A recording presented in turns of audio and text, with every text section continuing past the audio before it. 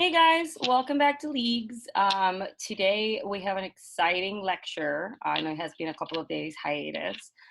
Today's lecture is going to be about mentorship, which is my favorite topic. I think that on and off over the past couple of weeks, we have touched upon the topic of mentorship. The structure of this whole experience is about providing you with the intentional mentorship that we have seen students and like residents like myself benefit from through the years, and mentorship that is often not available for students unless like either everything goes right or you are in some of this like privileged circles of education. um, the value of mentorship is one that hopefully like the league's leadership team should be able to like cue you in. And the reason that we wanted to do this lecture, you are being mentored currently, and then you're like seeing the value of it, and a lot of students do. But at your level, I always felt like I wasn't empowered to do that for others. And like, if there's one thing that we want you guys to take from today, is the knowledge that at this point where you're at, in which you might feel like you don't have anything to offer, like you're already part of like the 1%. And you already have a level of access, not only to like your position as a medical student, but to information and parts of the hidden curriculum of academia, just by being part of this fellowship and being in your medical schools, that hundreds of thousands of students don't have. And so when we're thinking about like, when is it a right time to start thinking about like paying it forward and finding someone to that like needs your help or needs the information that you already have in your hands, the answer is always now. I think that the model in academia, or the thought in academia, has always been like, oh, do I have something to give? And then there is this effect of delay, as people continue to wait, either for you to feel like you're ready to mentor or that you have enough time to do it. And the truth, and it's not necessarily a hidden truth, but the reality of academia is that like right now, this moment that you're living is a moment in which you will have the most time available. It won't be tomorrow. Even though your job will change as you move to medical school and residency, and some seasons of life will be busier than others. And I'll be lying if I say that residency is not busier in terms of time, the hours of the day, than being an attending. You'll be busy different ways. And so if you don't get in the habit of, if this is something that is important to you, and we want to convince you that it is for everybody, not just for yourselves, but for the generations of students that look like you and are like you that need help. If you don't get yourself in the habit of being intentional about this, you might find yourself in like taking your tenure position at the Department of Surgery of blank and realizing that during your climb for your own personal success, you haven't brought anybody along with you. I have a lot, so all of you are my mentees, and the leadership team are all your mentors. And I want you to, as you listen to this talk, start thinking about like, who are you mentoring currently and who could use your help. And they are experts right now at doing exactly what I'm hoping that everybody is listening to this talk will do, and is like turning yourself from a student, from a position of needing things, to a position of giving things to others. So I will let them take it away.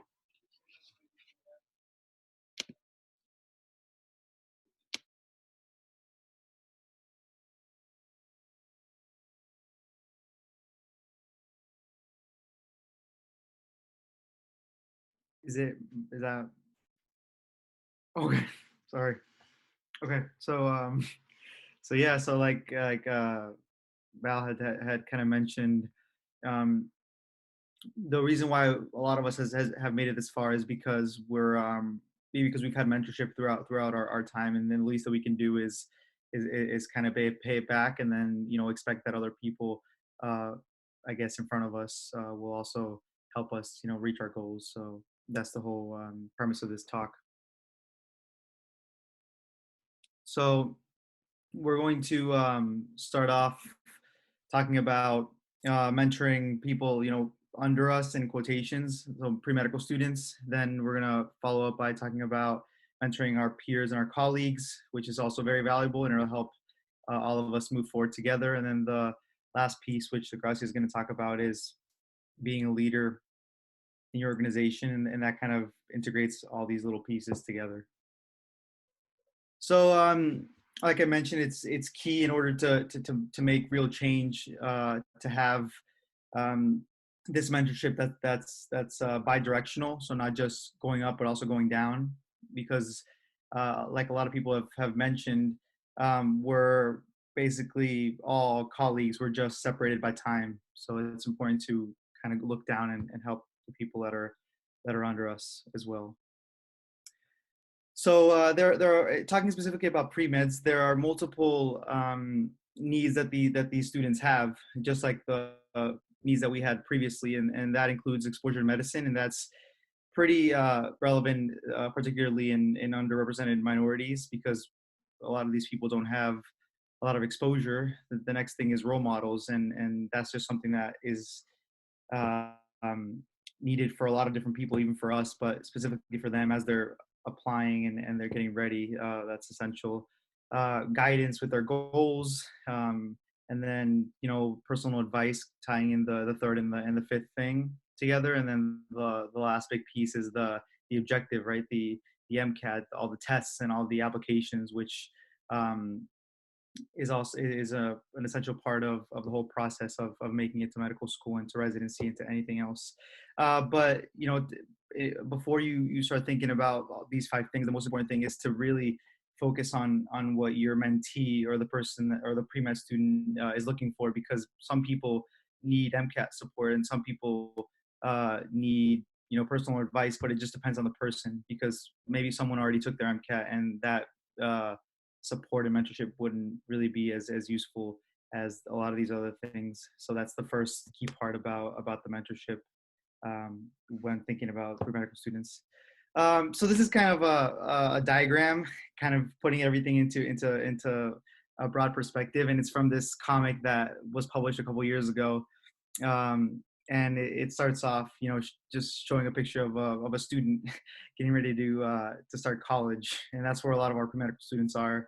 And they just look up and they see this humongous mountain, and at the tip of the mountain they see that that's like their goal, getting into medical school. And there's so many obstacles and hardships that are between them and their goal, and that's something that we've also gone through. So it's very important for us to help them, get to that goal that they have.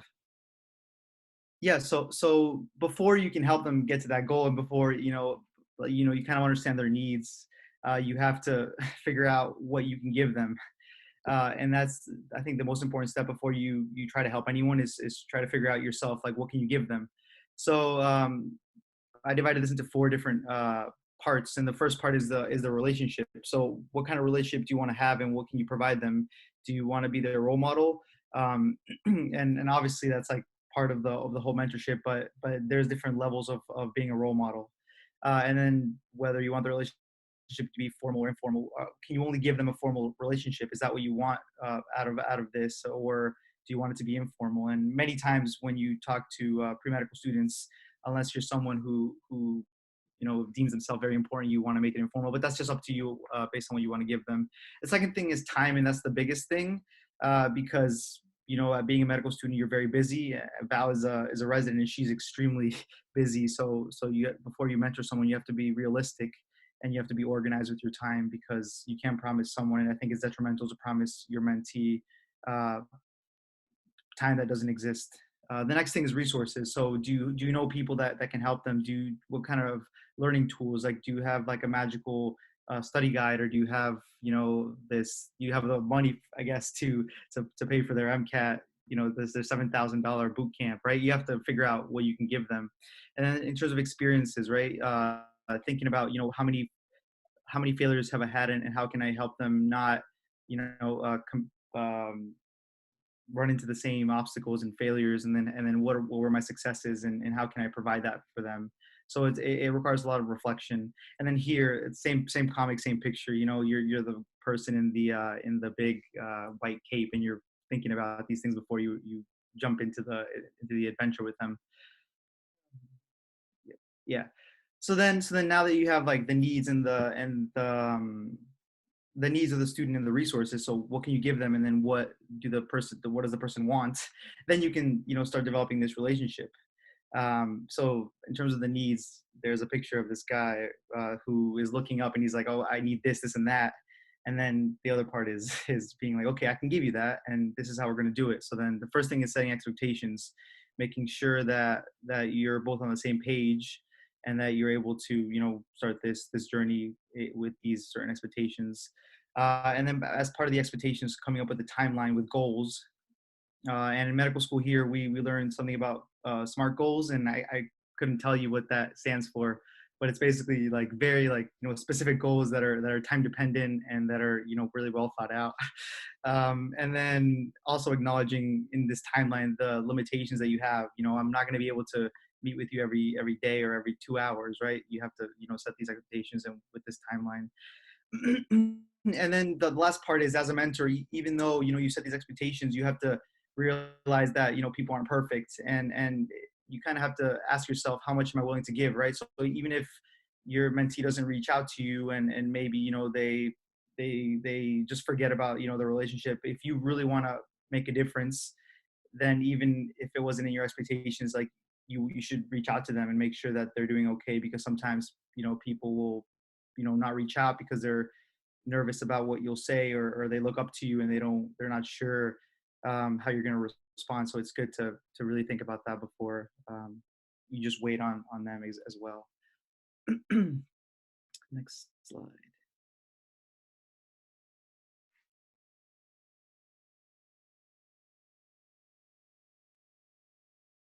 So then so now that you know how to like approach the whole mentoring pre-med students, you have to figure out where to find them, because if you don't have one, then how can you help them? So then there's multiple ways to find them. The I guess the most classic way is the pre-medical societies, like the pre-medical program at every undergrad school and every I guess even high school, I don't know. But a lot of the times they have to invite you into their to like do a talk or a panel, and that's sometimes kind of hard. But that's one of the ways. The other way, and I'm going to talk a little bit more about that, is a pipeline program. It's similar to leagues, but for undergrads or for other pre-medical students, and you're basically taking the initiative on because you have more time or because you have more resources to kind of like create this open gate for the students. The other piece is friends and family. Just because someone's your friend or a family member doesn't mean that you can't mentor them. So those are sometimes the most valuable mentorships. So, for example, there's one of my best friends. He's a year below me, and when he was applying to medical school, I was I read his personal statement, and I was helping him and guiding him along the way, and it was very valuable. And it didn't need to be any official thing. It just needed to be this mentorship that we had created. And then the last part is curbside mentoring. So it doesn't have to be like an official relationship either. Someone can just randomly ask you or DM you on Twitter and just be like, "Can you help me? Can you give me some advice?" And maybe it's just one piece of advice, and you'll never see them again. But that piece is also important as well. Whether you're mentoring a pre-med student, or if you're reaching out to someone to help you out as well. And that's been something that's also been very important in my career. Just me reaching out and curbsiding people, including Val as well, and a lot of different people. So that's pretty important. Okay.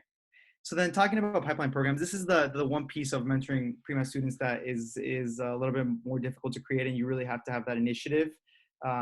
Just like a lot of my colleagues here have had a lot of different initiatives as well, but you need an idea. So like, what do I want to do? What pipeline program do I want to create?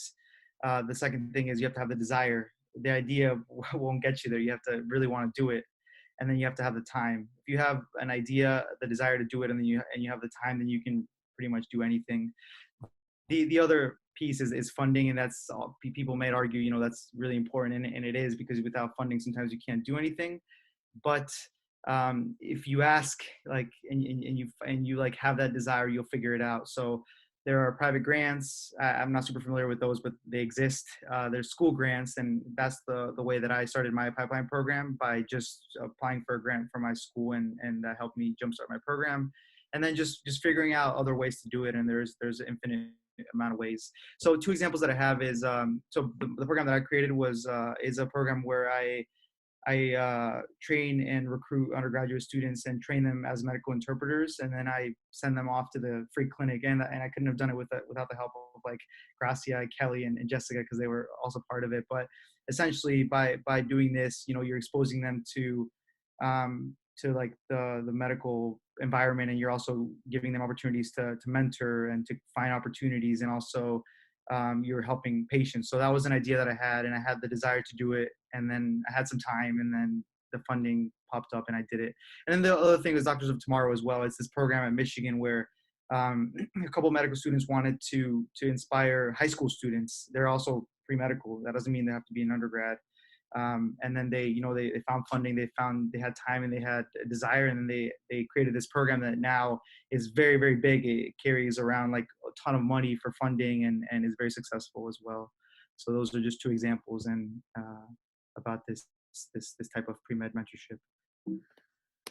So then this is like again from the comic, and it's basically showing you gave them all the instruments that they needed to climb that big hill, and then they just zoomed up the hill and they dodged all those obstacles that you had encountered, and then they got their diploma, and now they're in medical school, and then they can do the same thing that you did, and then help other people climb that huge hill, because that huge hill exists for a lot of different people, especially under represented minorities like us. But yep.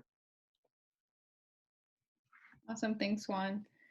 So the next part, Kelly and I are gonna tag team to just talk about, kind of your trajectory for mentoring, and that you can mentor kind of all kinds of different people at different levels of their career. And like Valeria was saying, when you're a medical student, it doesn't have to stop, and it doesn't have to just be a vertical mentorship. So we're gonna touch on kind of mentoring and also supporting your peer medical students. And so like Blair was saying, it's, all of us are here because we're passionate about mentoring and helping others to succeed. And I think one thing that's important that Valeria pointed out is that no matter where you're at in your career or in your training, you have valuable knowledge that you can help pass forward. So you don't have to wait. And I think that's one thing that's really important that we're hoping that you guys get out of it. And I know already from talking from some of you, I can already see the passion, but I think that's one big thing, is that you don't have to wait to kind of share the knowledge that you have with others. And so I love Hamilton, if you haven't seen it, but I like their quote that kind of really resonates with me. That's kind of, look at where you are and look at where you started. And I think, medical school can sometimes make you feel like you're, just getting by, or you have all this work, and it can feel hard, but it makes you sometimes forget of, how much knowledge, how much experience, how much perspective you have to get here and before medical school. And like I said, that everyone has a lot to offer. So like I said, I really like one of our friends, Stephanie Reyes, her quote on Twitter that she just had the other day, but the one line I really liked from it is that mentorship is life-changing.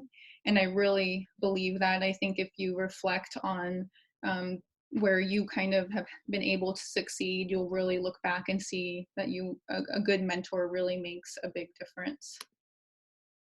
And so one way that I like to think about it in terms of like mentoring is you can apply like supporting other people to pretty much like every situation that you're in.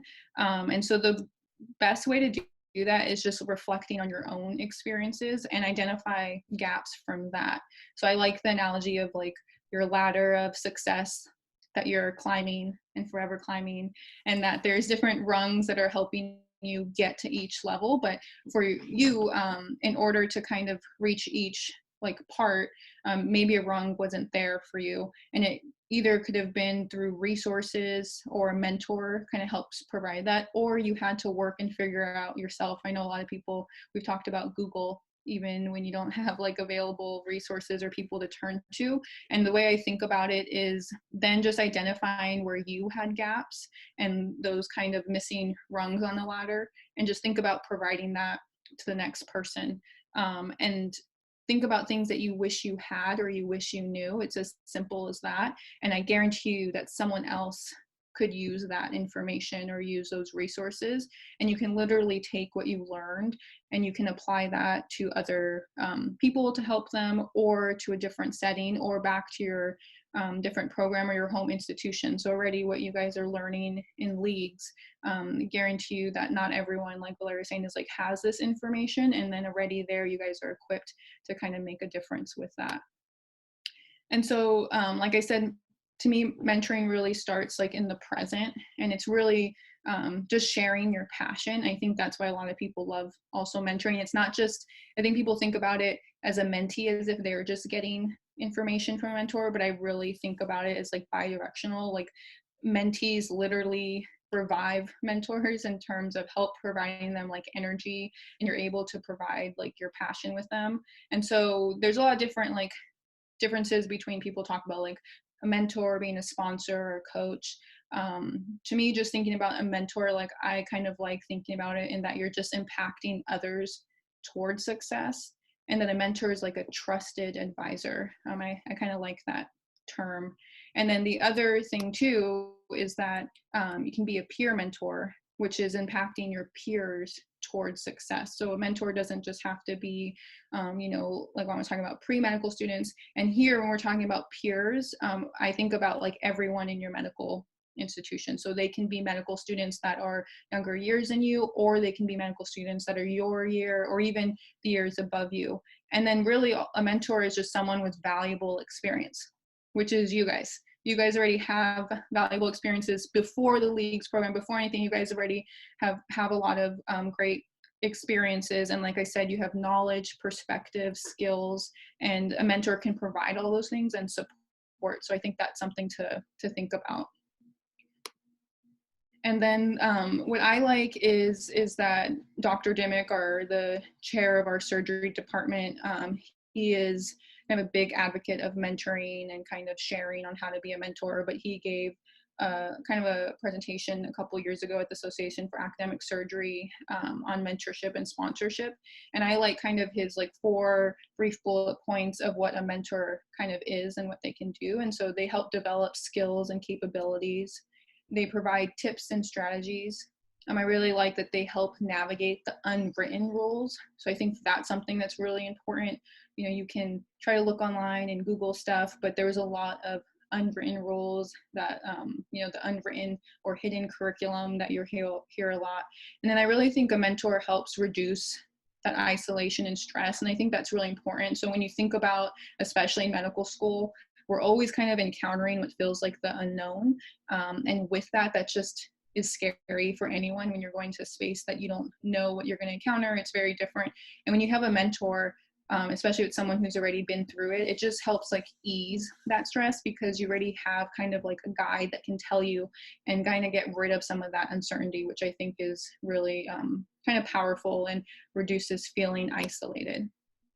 So just some things when I think about when, because we're talking about you guys now being mentors to other people and other medical students, is that to really think about your experiences from past or current mentors. So thinking about, everyone has had some form of mentor like in their life, but what made some of those mentors really great? Like what were things that they did that just made you feel a little bit better? And then also not every mentor is perfect. So what are things that they didn't do or they could have done better, and keeping that in mind when then you're having a relationship with a mentee. And I think that's a perspective to always remember as you continue to advance more and more in your career, and even as you get like further along with like faculty. I know for me, faculty are really great when they can kind of try to put themselves back to being a medical student, and that's really impactful.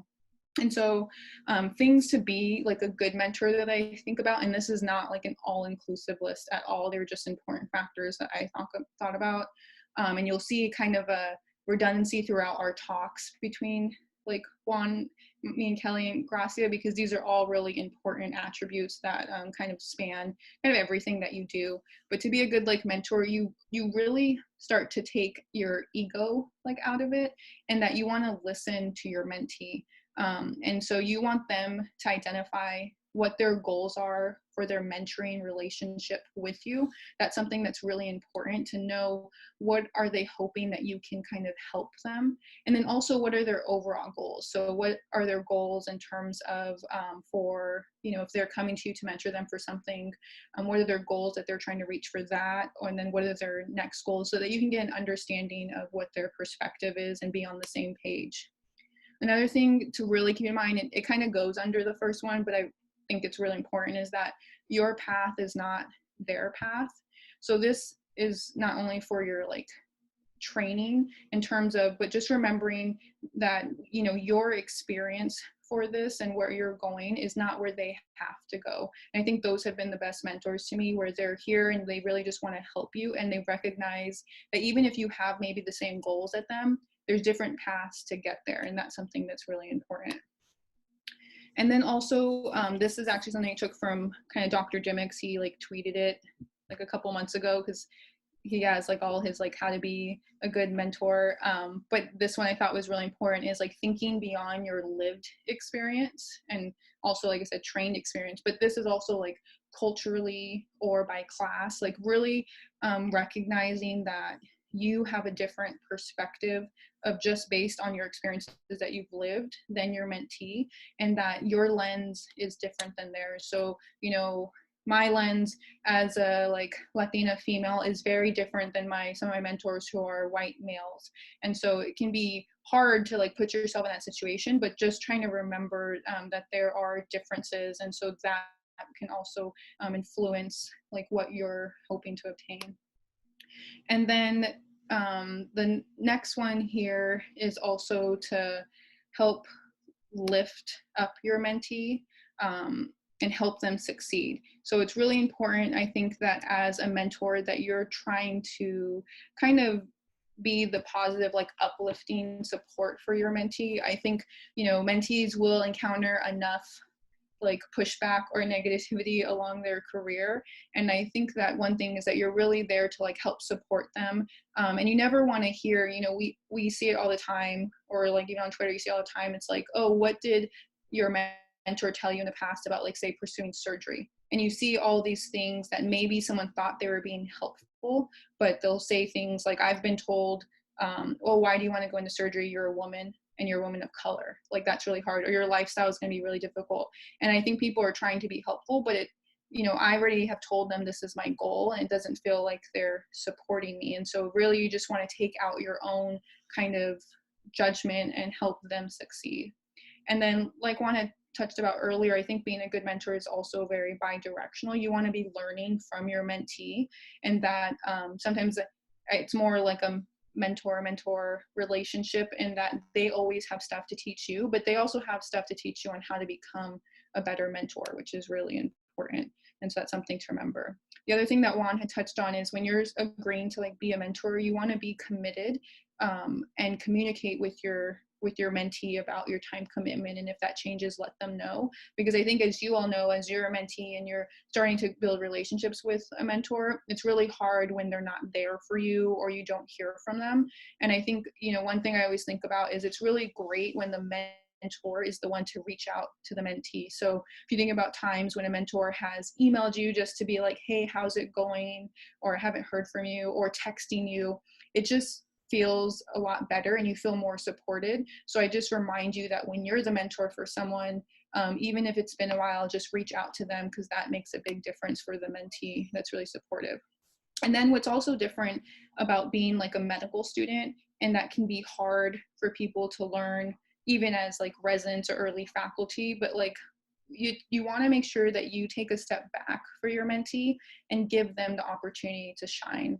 And so that's like, for example, if you're working with someone like in a research setting and you're like doing a presentation, and you as a mentor have already established yourself in the group, and you're having a mentee come in, you want to let them have an opportunity to kind of shine and show what they've learned. And that's what a really good mentor can do, is kind of taking a step back and letting their mentee show what they've learned.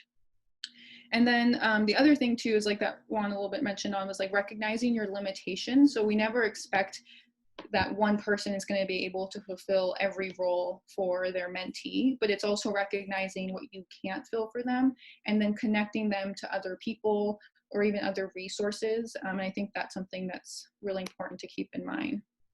And then mentoring can really, like I said, be or providing support for your peers in different settings. So there's a bunch of different ways that you can have a relationship. And so here, you know, within the medical students, you can help and mentor students already on how to study. A lot of times you'll get asked, you know, like what resources they use or what courses should they take, or when they're going through clerkships, helping them through that, or helping students identify faculty mentors. And then even like the medical school hidden curriculum, I think that's a really important thing, especially for students who, like myself, like I'm first generation college, or if your parents didn't attend medical school, there's a lot of unknowns that I hear a lot from other like students that they kind of wish they knew. So all you have to do is think about, you know, you guys finished your first year.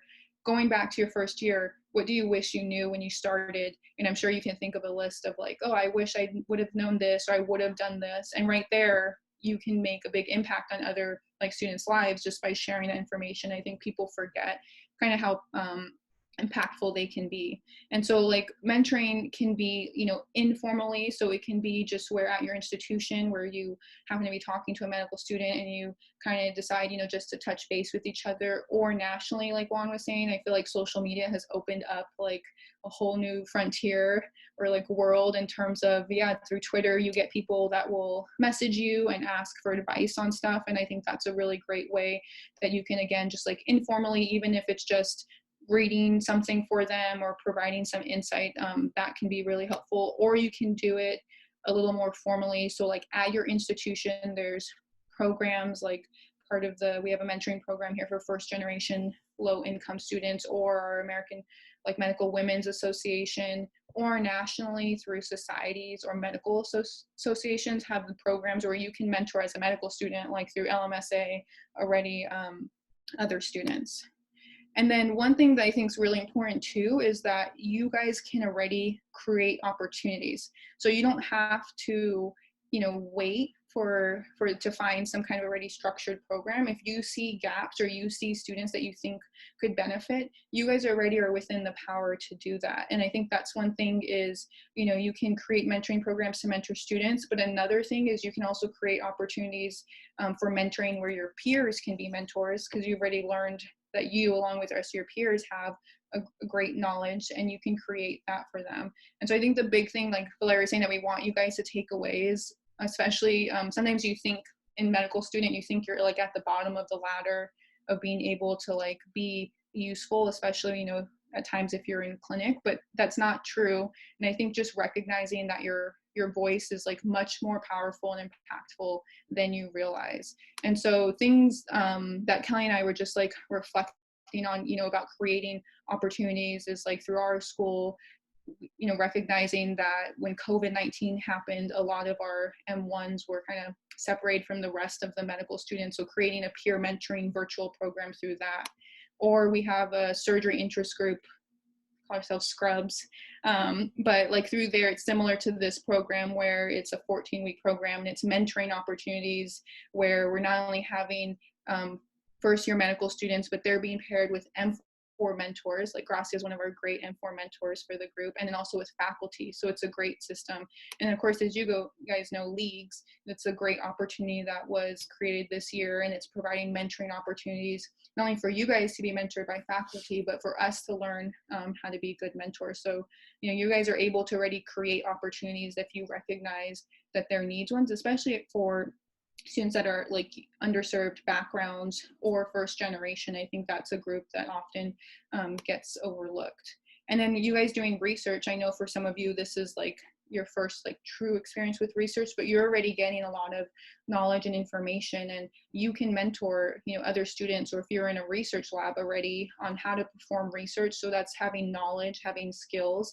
And to me, these are all the same points of before, kind of how to be a mentor. But I think when you're mentoring, when it comes to research, especially with other medical students, you really want to make sure here the roles and the expectations are defined, just because you want to make sure you're on the same page. And then also, again, you guys can create opportunities for other people to succeed. So like our transplant research group, when we started with that research group, they didn't have really as much space for like first year medical students to present and have protected time. So we created Journal Club, which is where students can present stuff. And so just kind of creating spaces, but then also you're working with other medical students. So you really want to collaborate and share knowledge with each other and resources, which I think is really important. Yeah, and then I was just going to talk a little bit about kind of some of the built-in opportunities that will be part of your medical career journey regardless. So I think it's really fortunate that a lot of what medical school clinically ends up being is kind of this graduated process of taking on more and more responsibility. And so pretty much regardless of what you want to do, at some point you're going to be put into these positions where you're in a leadership, more of a leadership position, where you're in like some kind of team hierarchy and you really have to work together. You have to work with people who are under you, people who are over you, and you'll be working with peers along that path usually as well. So I know you guys are, not in your clinical rotations yet. And then once you go through your clinical rotations, you would come back and do a sub internship.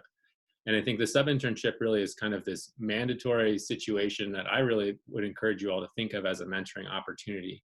A lot of what Juan and Jessica have spoken about and what Gracia will speak about in just a minute or so are really talking about creating opportunities to be a mentor for people and taking initiative and some sort of responsibility and will that you want to be a mentor. And I know from interacting with you all that you will be great mentors. You guys are going to do this in your career. But I think it's important to acknowledge that kind of everybody has to be a mentor at some point, whether they want to or not. They're going to be put into these positions. And the clinical sub-internship really is one of those. I think one of the things that makes the sub-internship unique is it really is a very important time for you as a student. When you get there, you're going to want to identify personal goals. What do you need to get out of that rotation? For me, I just had a month on vascular surgery, which was an awesome opportunity to be a sub-internship. And for me, it was really, it was going to be my only surgical sub-I. So I needed to have that experience of what it was like to be on a surgical service with a lot of responsibility. That was my goal, was to kind of get that overall general experience. But for you, you might be going into it saying, I'm not sure if I want to do surgery. Let me check this out. I've been my clinical year and I need to kind of test the waters. Maybe you're going into it knowing you want to do surgery and you want to work with someone in particular and you want to have a letter from them. Those are all going to be things that will be on your mind. And I think it's important to recognize that in order to be a good mentor, you kind of have to take care of yourself first. If you're not in a good place, it's going to be really difficult to be an effective mentor to anybody, regardless of what's going on. So I think that's a very important thing to remember, is that you want to identify personal goals first.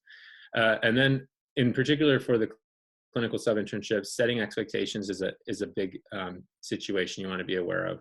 I know some of you will be rotating through places that may have faculty that you'll never have interacted with before, or maybe don't have medical students as frequently. Perhaps your residents haven't had medical students as frequently. So people might not actually have it on their mind to set expectations for you or set expectations for the team. Some people, might not even remember what it's like to be a sub-intern, or if you have other medical students on the team who are just in their core clinical rotations, they might not know what it means to be a sub-intern. So you really have to set expectations across the board from top to bottom. And I think that's something you have to take on yourself. If it so happens that you have a meeting at the beginning of the rotation that sets expectations for you, that's awesome. Keep it going, give feedback that's a great thing to do. But if not, you want to seek that out and really go up to people right away and, talk to your chief the first day and say, what do you expect from me? How can I help the team? What do you want me to do? Because it's going to make your job that much easier if you know what people are thinking your job is. On that line, you might interact with different people who have different expectations. And so it's also really important to be flexible.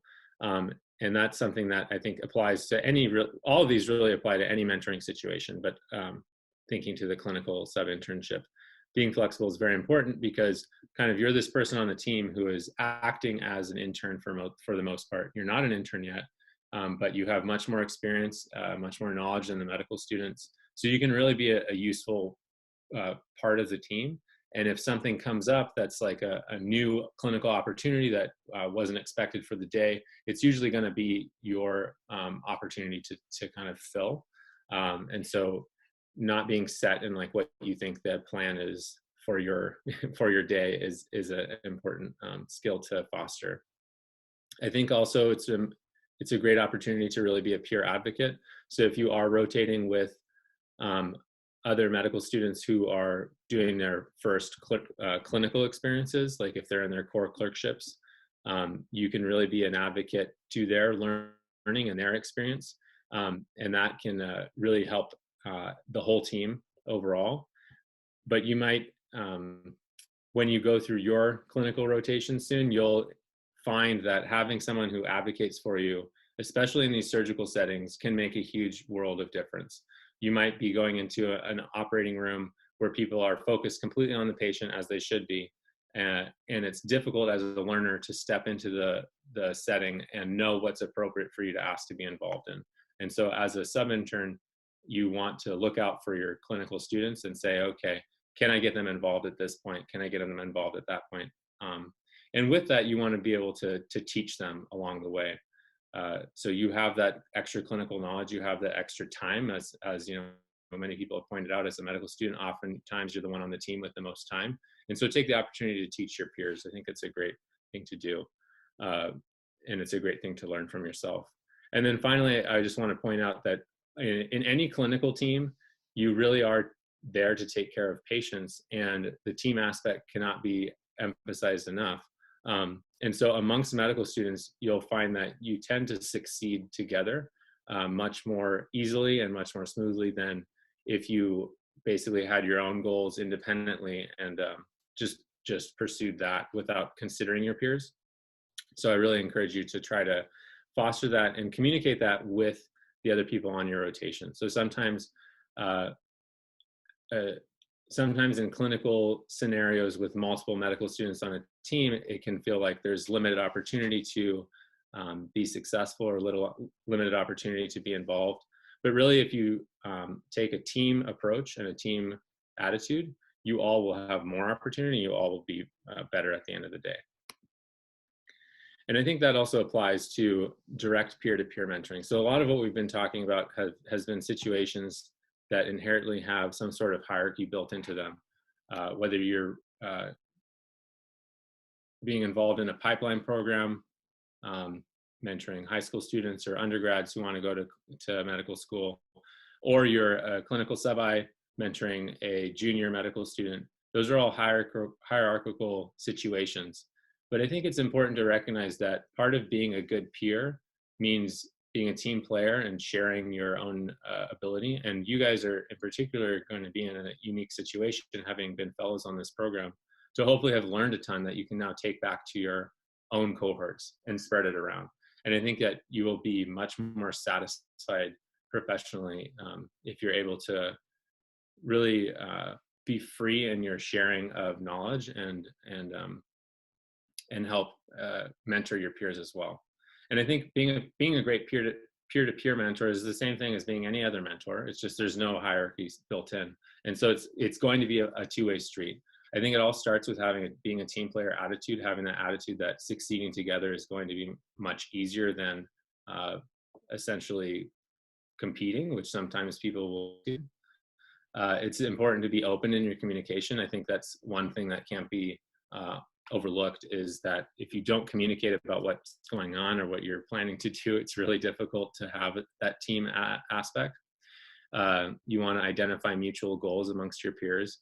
I think, Juan, Gracia, Jessica, and myself being here on this call is a great example of having that peer-to-peer team aspects. We're all the same cohort. We work together on this project. We've worked together quite often, actually, throughout our years here. And you'll find people that you want to work with, people that you're excited to work with, people that you're excited to collaborate with. And so do that. Find those mutual goals, communicate about them, collaborate, and really just be a good peer. And I think being a good peer can mean many things. Unfortunately, sometimes you'll learn more about being a good peer by seeing what it means to be a bad peer, for example. So we all are in these situations in medical school that can be quite competitive, and people sometimes will take that to heart and they'll act on the competition aspect. But regardless, you can always just be a good peer and sort of know what your role is in that regard. It's also important to identify strengths and weaknesses and then use those to teach each other. I think people come to medical school with so many different backgrounds that getting to know you three over the last several days has been really awesome, because I think you all have really unique perspectives and really unique skills that you're bringing to the table, and those are super valuable. And if you want to kind of build a great team together, share those aspects, share those strengths, and learn from one another. And then finally, I would say, don't forget to give credit to your peers' hard work, give credit to your peers' ideas, and your peers' words. And that becomes very relevant in the clinical setting, but also throughout med school and in the research setting, kind of in every setting that you're engaging in. As you have all of these open communication team environments, it's important to remember where that strength came from and give credit for that. And I think Gracia is going to take us away here. Awesome, thanks. I actually, if you don't mind, I think if you don't mind me sharing the screen, I think it'll be easier for me to just click for myself. I changed my mind. So, perfect. Let's see.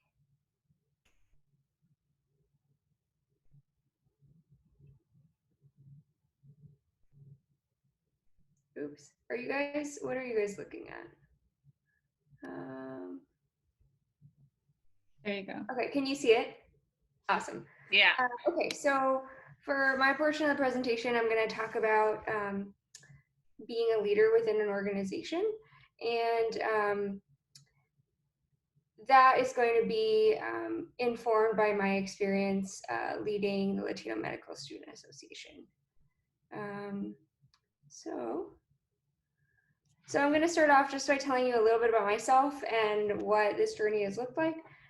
So I first heard about LMSA in 2017 when I was taking a gap year, or like a leave of absence between my first year of medical school and my second year of medical school. I was super inspired by the conference that I went to, seeing the efforts and the impact that students at other medical schools could have, not just on their peers, but like at their own school, but also on their peers beyond them. And so I was inspired to run for a position at the end of that year. And in the years since then, I've taken on a variety of different roles in the Midwest region. And so as I go through this presentation, I'm going to kind of talk about or use this as an example of some of the points that I'm going to make. So these are just some photos to kind of show that you can make an impact at like a very small level and at a very large level as well. So I'll start off by just big picture.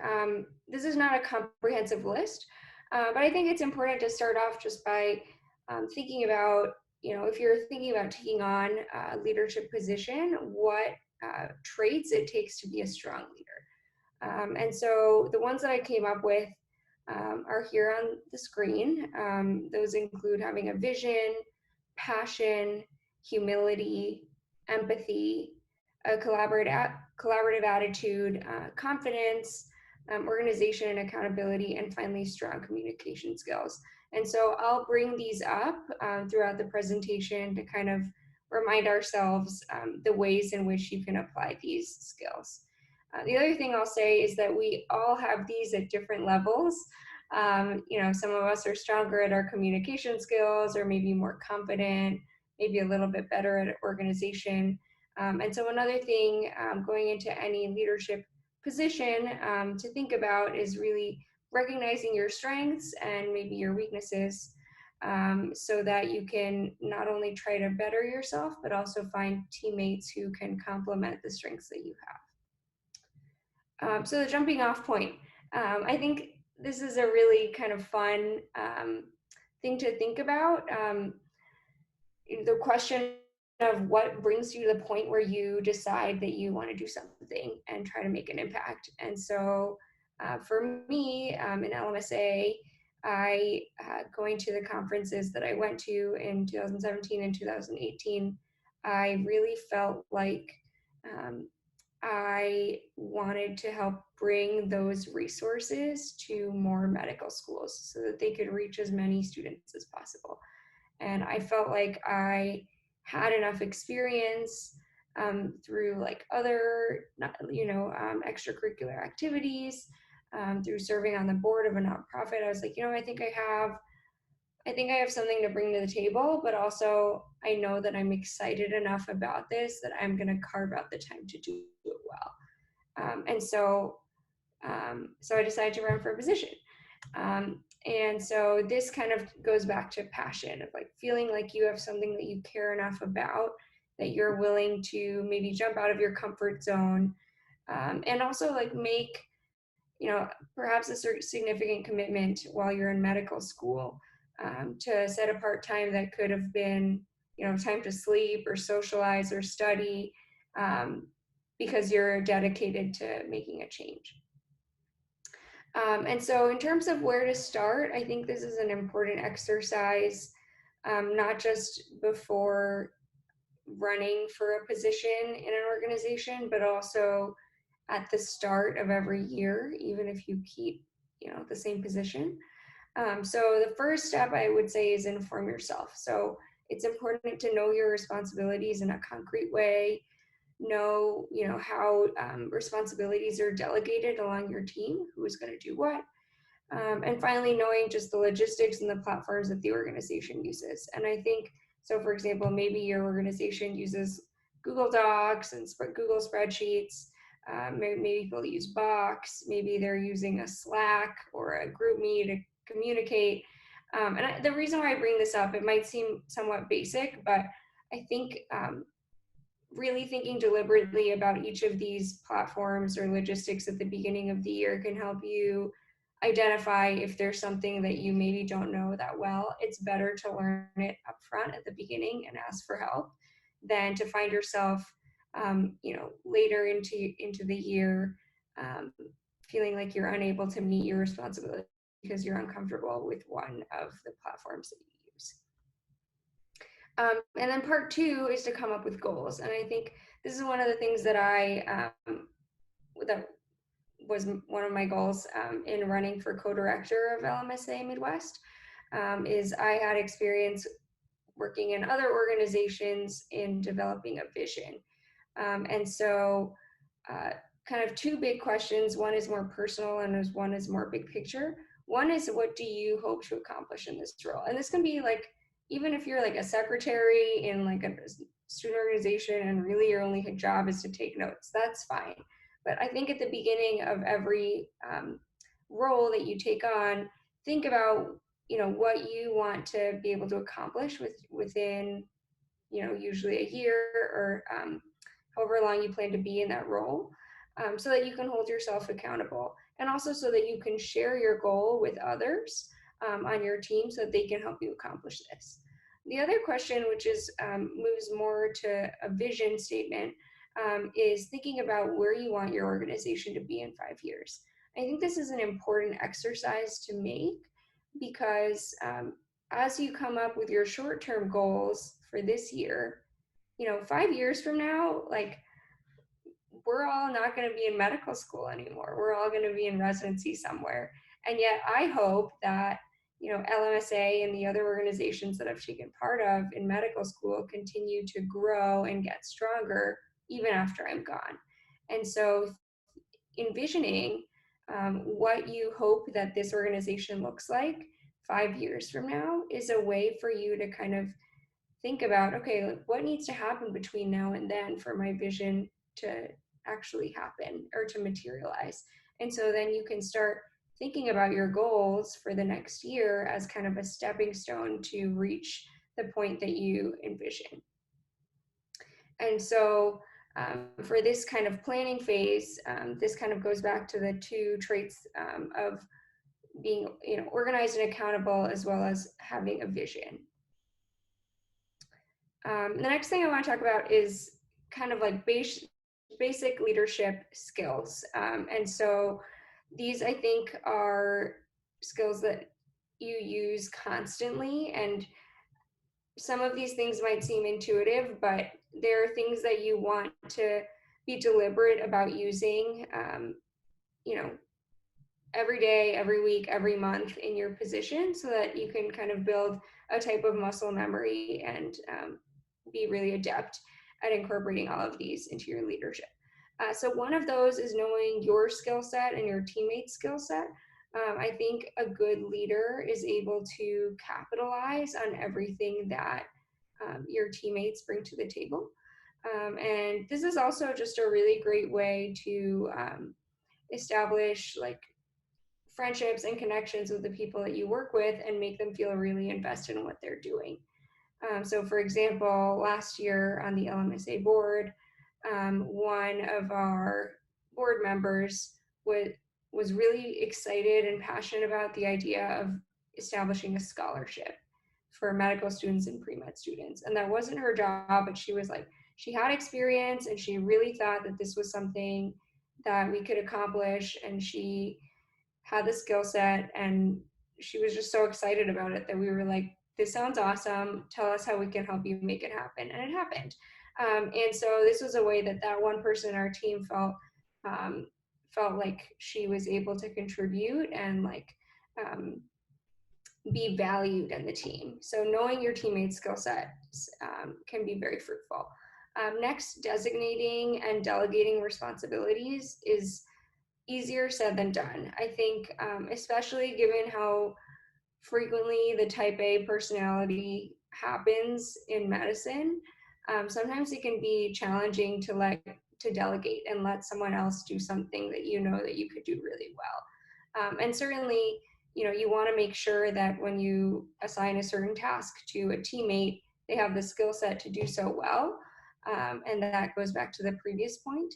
But I think it also takes like a certain amount of trust and humility to, pass the torch along to someone else and let them take on that responsibility. A, is an opportunity for them to take on leadership, and B, is a way to keep yourself from getting overwhelmed.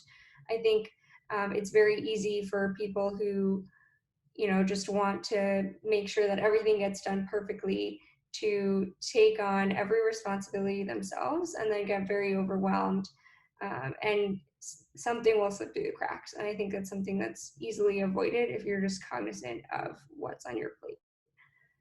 Next, communicate early and often. I think, especially given that being a leader in medical school, or really at any point thereafter, means that you're juggling this position with a lot of other responsibilities.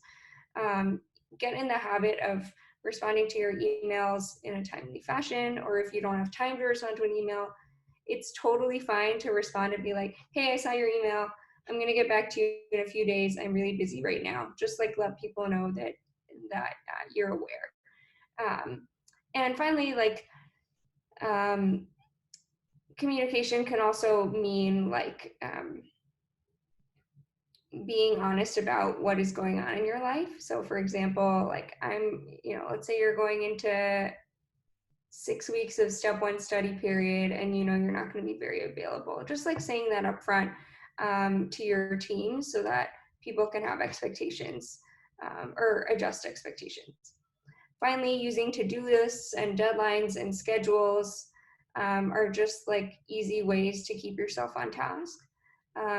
Asking for, incorporating, and giving actionable feedback, I think, is also a skill that takes time and effort, but you will find that this, like Kelly was saying, gets incorporated into a lot of different aspects of your career. So even like having maybe like a student on their clerkships when you're a sub intern, being comfortable giving feedback, in a way that like doesn't come off, poorly as like a criticism, and B, giving feedback in a way that's actionable. The worst thing is when you get feedback that's like, oh yeah, keep trying harder, and you're like, okay, but what do I need to do? What do I need to change? And so leadership, as much as being in medical school, is a great opportunity to learn how to give detailed feedback. And finally, I would encourage you all to listen more. This is a thing that I constantly try to get better at, and I'm not convinced that you can ever like perfectly, or rather you can ever perfect this skill. But I think being a good leader, you have to be attuned to what is going on in your leadership team and in your organization more broadly. So always listen a little bit more than you would like to. So the next thing I want to talk about is just like obstacles along the path of being a leader. I was just talking about feedback, and I think this can be a big challenge. One challenge is receiving difficult feedback. So maybe this is you receiving difficult feedback on a personal level, or maybe someone gives feedback to the organization, and you as a leader are kind of receiving that feedback on behalf of the organization. I think it can be really easy to get defensive in that situation. I think it can also be really easy to feel very, very guilty, or perhaps feel like the full weight of responsibility in that situation, when maybe it was more than likely it was actually a team effort. And so in those instances, I would encourage you to listen. Like I was saying before, listen more than you want to. And then ask for like actionable things that you can do to improve. And the other thing I think is like don't or try not to let to let yourself be discouraged by having a setback. The other thing is having to give difficult feedback, which maybe a situation is someone on your team isn't meeting the expectations for their role, or maybe someone on your team is like hoarding all of the responsibilities and not delegating. Both of those things can happen. And this can be challenging because these are your peers and more than often your friends. And so in these situations, I think kind of moving on to the traits that you can use to kind of help you through these situations. I think be humble about the way that you present the feedback, be empathetic to your peers in what might have caused, that setback or that failure. And also have confidence in yourself that you're identifying things the way that they are. I think it's very easy to become just like shy or timid, or lose confidence that you are actually perceiving things the way that they're happening. Certainly, I would encourage you to consult with other friends or teammates on in your group, but also don't like forget that you're in your role because you have a skill set that people identified in you, and so feel confident in using that in some of these challenging situations. That kind of talks a little bit about dealing with failure. And then the other things that I'll talk about are unexpected challenges, or when life gets in the way. And I think that this can be applied again to medical school in general. Sometimes things happen that you just couldn't have expected, like COVID, or maybe something happened at home, maybe someone in your family is sick, maybe you sprained your ankle or got injured, or insert unexpected challenge here. And I think in those situations, it's okay to feel just like frustrated that things are getting in the way. But I think in these situations, I think one of the things that's most helpful is remembering to ask for help when you need it. And I think that can also take some humility sometimes, asking for help when you're not used to it, or you think that in a normal situation you would be able to do this just fine on your own. But people are here to help you in the same way that you would be willing and like so happy to help someone else. Other people feel the same way. And so I would encourage you to remember these things if and when a challenge comes up. And finally, kind of wrapping back to the theme of this talk is cultivating future leaders. And so this has been one of my favorite things to do in LMSA, is identifying people who are passionate. And so the way that you do this often is hearing people's stories and just getting to know them and being friends with them. Ask them where they come from, ask them what they dream about, what they aspire to, ask them what really frustrates them or angers them or what they want to change. And you can, with time, learn to kind of identify people that seem to be going above and beyond because they want to. And so one of the things that I encourage you all to do is in every situation that you are, try to identify people like this, whether they're your peers or maybe students who are a few steps behind you, whether they're a few years behind you in medical school or maybe even being pre-medical students, and provide opportunities for these students to gain new skills as leaders.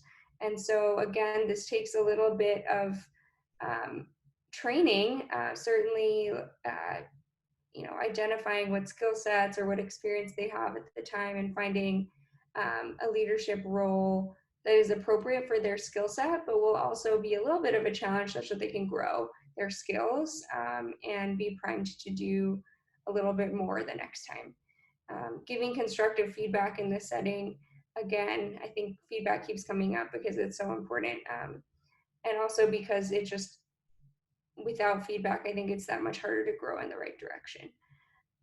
And so again, for this portion, I think finding passion, having a vision, and having empathy, hearing people's stories, empathizing with what they care about, and trying to actually help them make a difference in what they care about is the way in which you do this.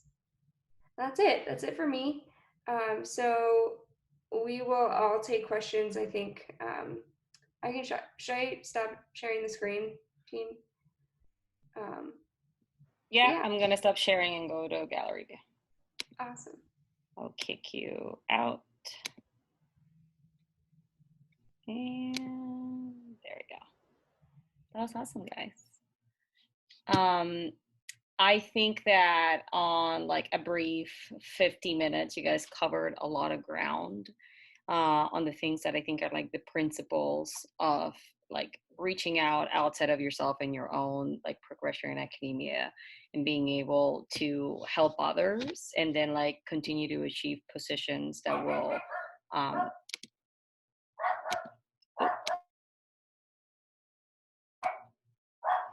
I hope that the rest of you too hear Sophie bark.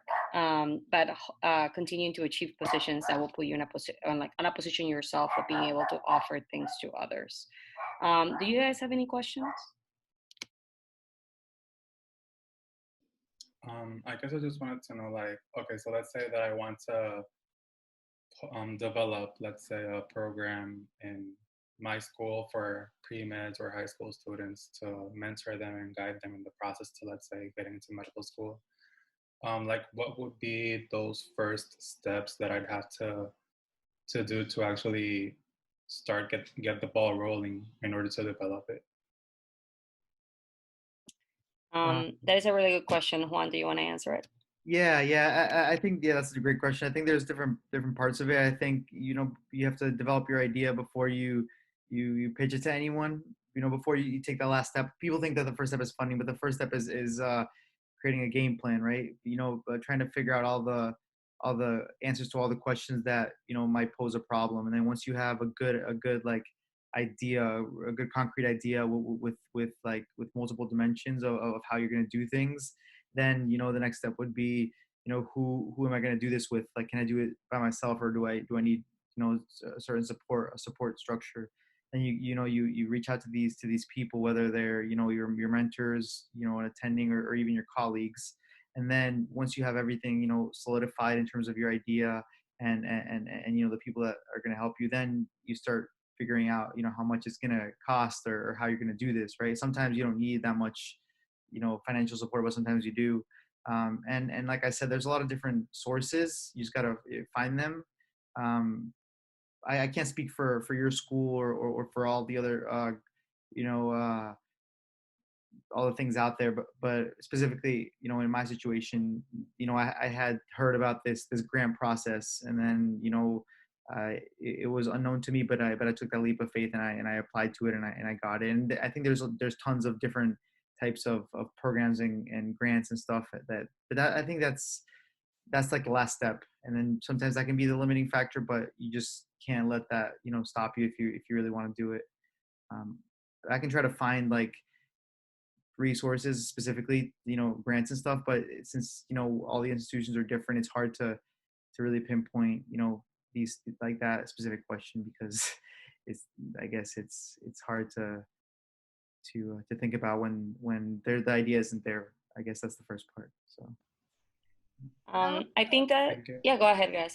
Oh, I was going to say, I'll add that I think, so I echo everything that Juan said. I think just to give a little bit more detail of like what the first planning process looks like, there are a couple of concrete things that I think you should dedicate yourself to defining and actually writing out. Because when you meet with people, whether it's your peers or maybe the administration at your medical school, it's nice to have a like a polished little proposal of what you want to do. So one of those things is like a mission, like what is your goal? What is the purpose of this program? And it can be like very simple. It can be to, provide college students with, the opportunity to get mentors in medical school. It can be very, very simple, but you want to have a mission. So something like that. What is the goal of your program? You want to have a couple of concrete ways in which you're going to accomplish this. So, you brainstorm a couple of more concrete, like maybe we're going to have panels where the students can have questions. Maybe they'll get paired with a mentor. Maybe we'll have dinners so they can get to know each other. Whatever it is, you like come up with some concrete plans, and then you should write some sort of proposal. It can be short. It can be like a paragraph or two. It doesn't have to be long. But I think just making it more clear what this would look like. So for example, if this is a year-long program, what's the year going to look like? What are you going to do throughout the year? Who is going to be involved? How you envision this happening, even if you don't have the people yet. Just because it shows that you've thought about what you want this program to look like, and it shows that you're prepared. And people love to help you if you look like you have your stuff together. And often having this kind of document kind of pre-made from the get-go means that once you are applying to grants for funding, you kind of already have all of the information that they're going to be asking you for. And so it just makes your life a little bit easier going forward. Thank you. I think that granularity on that document, like asking yourself those hard questions, because I think that the beginning of the thought of like, I think I see a need in my community, student community, for X or Y, is like the question that we presented ourselves like with leaks at the beginning that has had like several different iterations. And so when you get, I will echo all the things that Gracia said too. Like I didn't come to any meeting for the first like year and a half that I was pitching leagues without like, I like put it in like grant format. I had like, at some point I like started breaking out, not for something that like will require as much like significant monetary investment as like your program, then I started like breaking things down like with some granularity. Not all programs will require that, and I think that's something very important to think about from the medical student perspective, is that things that that the currency of just people like in time are what's going to make it happen are often very approachable as a student. So for example, a mentoring program that requires like recruitment of people and maybe like your time and the time of others, but not as much monetary gain, is usually like a first level. If you see that like the surrounding air, like especially with the COVID and everything, if you think that like approaching or there hasn't been success with programs that are like more funds demanding, that doesn't necessarily is not as much of a barrier if you're just looking to connect people. The action of connecting is often free. if you can leverage your own connections for others. And that's kind of like that part, like mentorship and sponsorship. And then I would bring it one step forward and like kind of challenge you guys to think outside the box. We have no idea what like medical education, I have no idea what like my residency is going to look like. I'm like sitting at my desk all day, like learning, doing research. We have no idea what things are going to look like 4 months from now, 6 months from now, a year from now. And if the pandemic has helped us to realize anything, is that we're all like more connected than we think.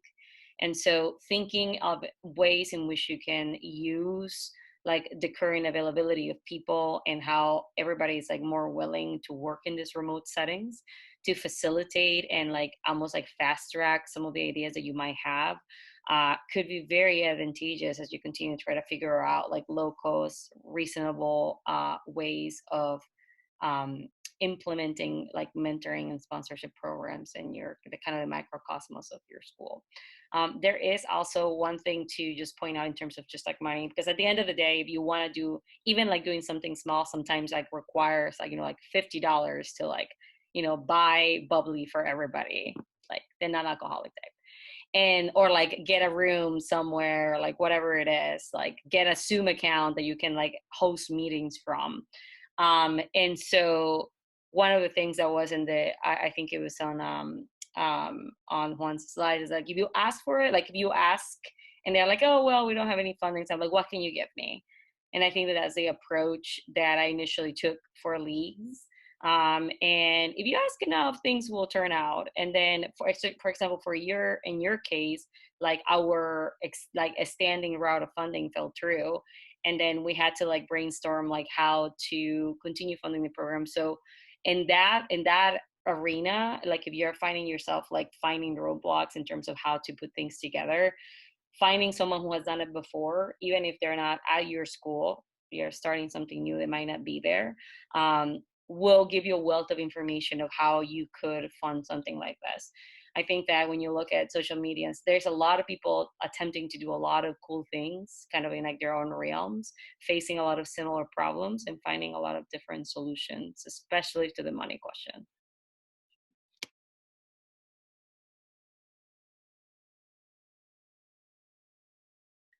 I had a question more about the mentor-mentee relationship, and I guess I've found myself recently in the position of being a mentor for the first time, and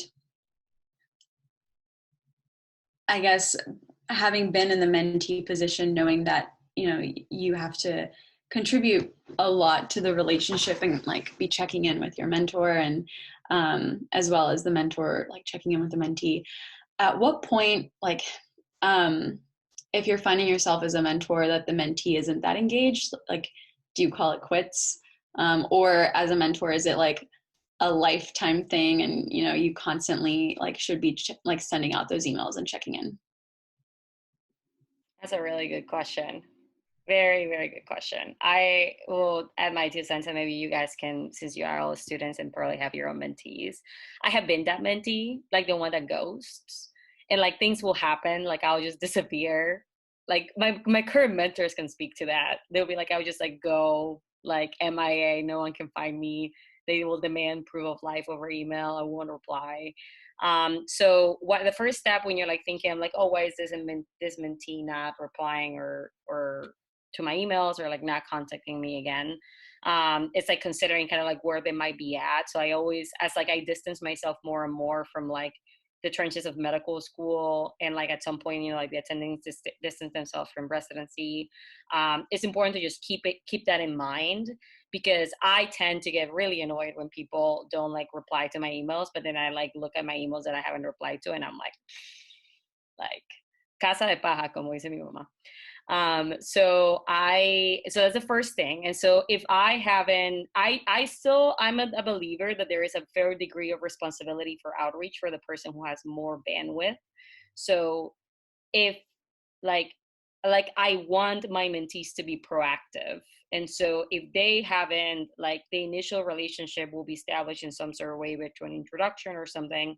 And at some point, like, you should agree on terms of like what the communication will be or won't be, because the mentor is often, in terms of like bandwidth, a little bit more limited.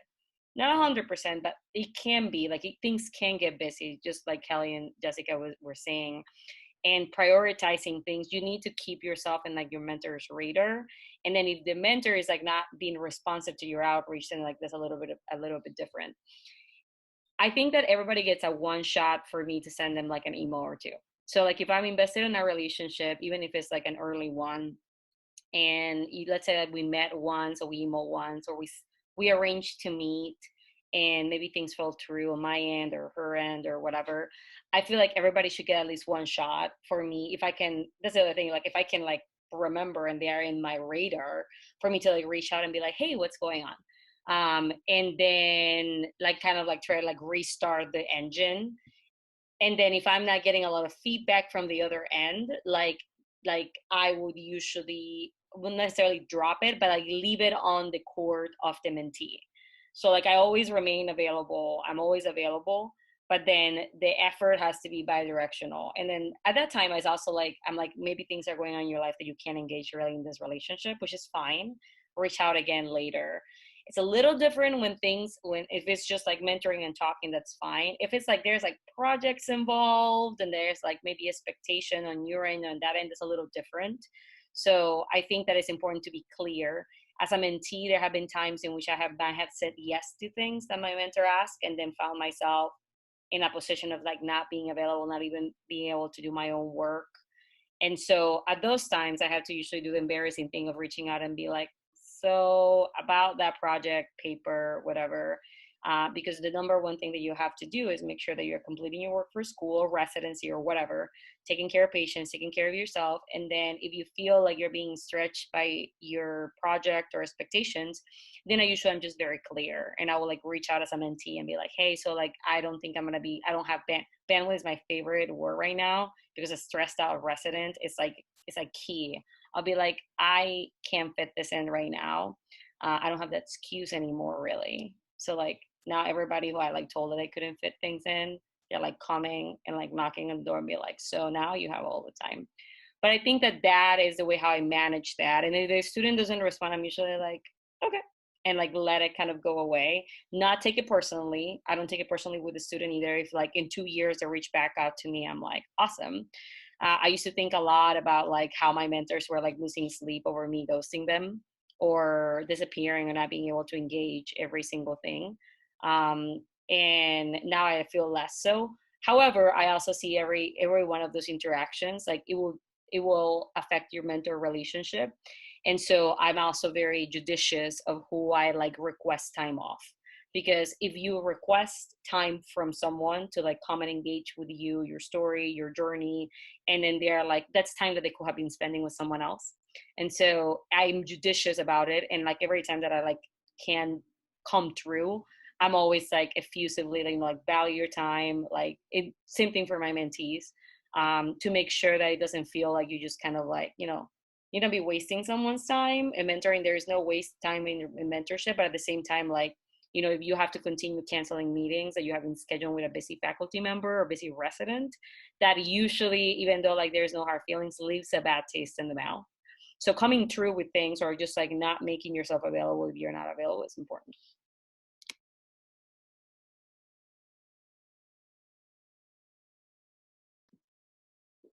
I guess anything else, guys, that you can think of?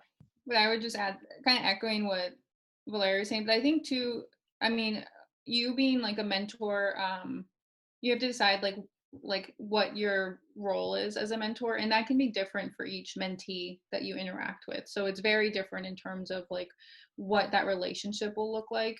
And I think, I'm similar a little bit with like Valeria in that, with mentees, when they, reach out, in my mind, I'm always like, I'll always be available for them.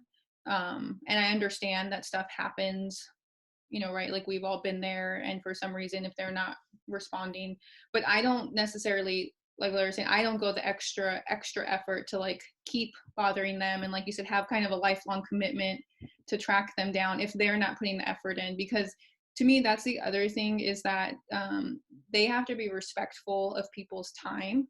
And the other thing is that, you know, everyone, if everyone's in the medical like training system, you also have to be professional with using people's time. And I think that sometimes people need to learn a little bit of a lesson, and that, you know, when they are having commitments, they should follow through or communicate.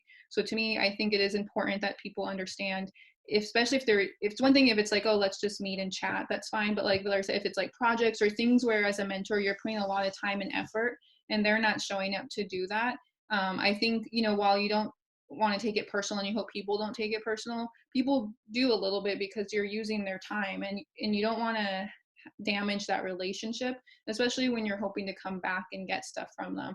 So I think one thing too is just always being like having open communication with your mentees too, and just letting them know, okay, like, you know, you might be really busy right now, so if you're not able to like touch base, that's completely fine. Just pick it up, contact me in the future if you have time, and I will look forward to hearing from you from then. So then the mentee knows too that you're not upset or anything, but you're also open to them touching base with you in the future. But I think that's something that can be hard, is when, if you feel like as a mentor you're putting a lot of effort in and they're not reciprocating that. It's just, again, I feel like we always try to avoid conflict, but it's not conflict when you just communicate with them and let them know, I'm here for you in the future if you need it, but like for now I'll wait and let you reach out to me. And I think that's helpful as well. I think that the one exception to like because there's a lot of people, like I'm contacted by a lot of awesome people, and I try my best to like remain available. However, I do take, because of like the amount of people the number of people that I mentor, I do take like a mentee lead on like frequency of meetings and stuff like that. And like if you need something from me, like you'll probably like, I'll try like make opportunities available if I feel like they fit you. But if there is something in particular that you need from me, I usually like, it's like mentee, like you have almost like with your mentor meetings. Remember when we were talking about at the beginning of like you have to come in with a little bit of an agenda, because it's a lot easier if you tell me like what you are hoping to expect. There's a lot of things that I can give. Not everything that I can give will apply to everybody. And so maybe you're looking for like more like a sponsorship or information about surgery, information about like our like similarities are like minorities or women, or like, so it's very, and it's hard to know exactly, because like as a mentee, you like might need everything, might not just need a couple of things. So like if you already well set up with research and you're like, you know, you have a couple of engagements and you're just trying to figure out your way about surgery, then that probably me trying to connect you with research you already well set up is not really like that productive, versus you're hoping to spend the time something else.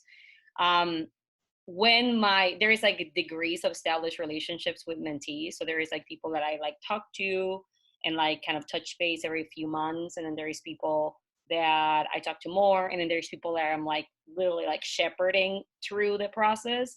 And so if one of those people that I already have like established relations, so like, let's say if Gracia fell out of the top of the earth and she wasn't answering my calls or my emails, and I'm like, this application for dental surgery submitted, then like you bet that I'll be like driving to her house to like look for her. So like I think that there is also like a degree of investment that is directly proportional to your like established relationship. And so if like so like that's when like the real investment and like responsibility comes through. Like if I fell out of the top of the earth, as I do, then I have Dr. Engels be driving to my house making sure that I'm alive. And not quite, but like kind of, you get the idea. And like I think that a lot of like, for example, once you get to residency, you're sort of everybody's project.